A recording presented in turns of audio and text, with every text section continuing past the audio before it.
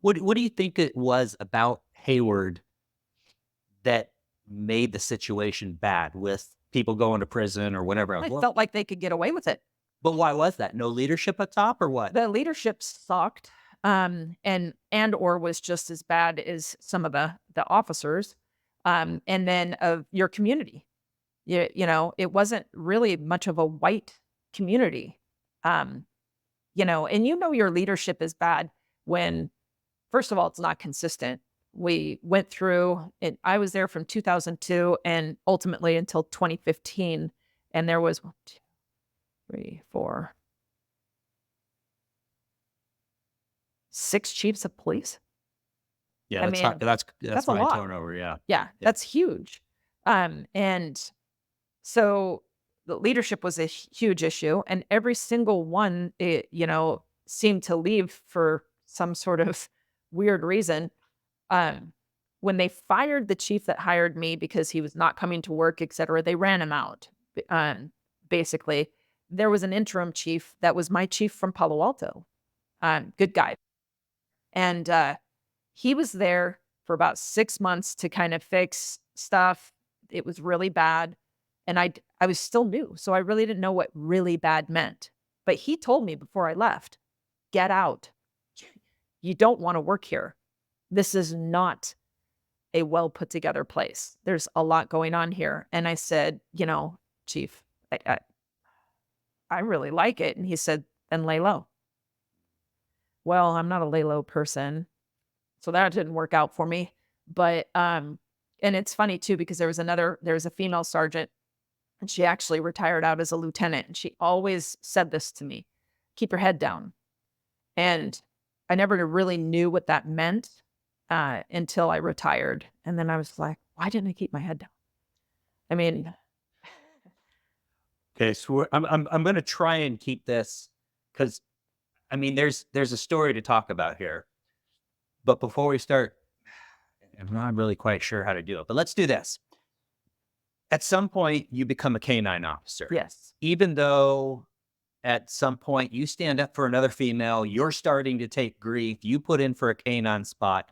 I get the impression from talking to you, they did not want you to be a canine officer, right? Yeah, so I wanted to be a canine. So you said, why, did you have any aspirations, in policing? Well, yeah, we all do. Hmm. Um, but just because I had aspirations doesn't mean that that was gonna happen. So I really wanted to be a canine, and I had put in for it, and I had done all the work, and I had tested really, really well. But my sergeant and he was the sergeant of canine and then ultimately the lieutenant of canine even after the lawsuit, he brought me in and he said, "You tested number 1 on the test." And I was like, "Right?" And this is where I really, really learned that this was a good old boy system. He said, "You tested number 1, you did really, really well, but we're gonna give it because he's a better fit." And I'm like, "This guy's been on for, like, 8 months. He just got here. What do you mean you're gonna give it to him?" How long have you been on for at that point? At that point, I'd been on for almost 4 years. Okay. So and with prior police experience, obviously, from Right. Palo Alto. So I was like, "I don't understand this." "Well, he's just a better fit." And I'm all, I don't how is he a better fit? Like, I haven't really even seen him out doing what I've been doing. And he goes, "Jess, like, you're gonna wanna have, like, a baby someday, right?" This this guy literally said this to me. And I go, "Yeah." He goes, "Well, you're gonna want children, so you're not gonna have the time and what you need for a canine." I go, "Well, I'm not having children now." And um I'm like, "You have guys in the unit that have children." And he said, "Yeah, but they have wives."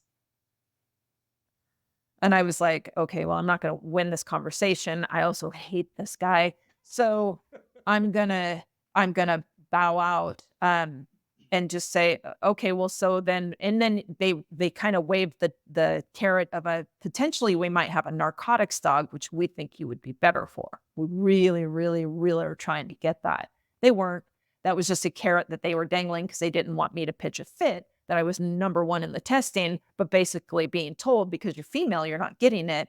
we want this guy in the unit because, we can all sit in the hot tub together and talk about, whatever we want to without having to worry. Right. So I was pissed off about that, but not really exploding yet. I didn't really, and I was watching women try out for things or put in for things, test for things and not get them, being passed over as sergeant and not get them. And I was really noticing just this blatant pattern that nobody really cared. Yeah, no, we didn't, what are you going to do about it type thing. And it was pissing me off. But then when came and I saw how she was being treated, I had come to hand my report in one night and the sergeant literally was so up on her, arm around her and everything, going over her report in the sergeant's office, going over her report this way. And I'm like, not that I want that, but I've never been treated like that. And I'm actually dating one of the sergeants here and she doesn't treat me like that. So it was just so, and this guy was married to that other female sergeant. And I just thought, no wonder Shannon is crying. Like this girl can't go anywhere without guys being all up on her. So I marched my little ass into the watch commander's office like an idiot and sat down with the watch commander and said, are you seeing this? And she's like, yeah. And I go, do you realize that this girl's crying in the locker room and she's just like hating it here? And this is how she's treated. And I gave examples of what was going on. And she goes, yeah, well, we all, this is what she said, this is a female brand new lieutenant. She goes, well, we all have to do our time. And I'm all, and then I said, well, I heard that she's suing the department. And actually, it was the lieutenant that told me. And I said, I don't blame her. As a matter of fact, I hope they don't talk to me because I'll let them know what's going on.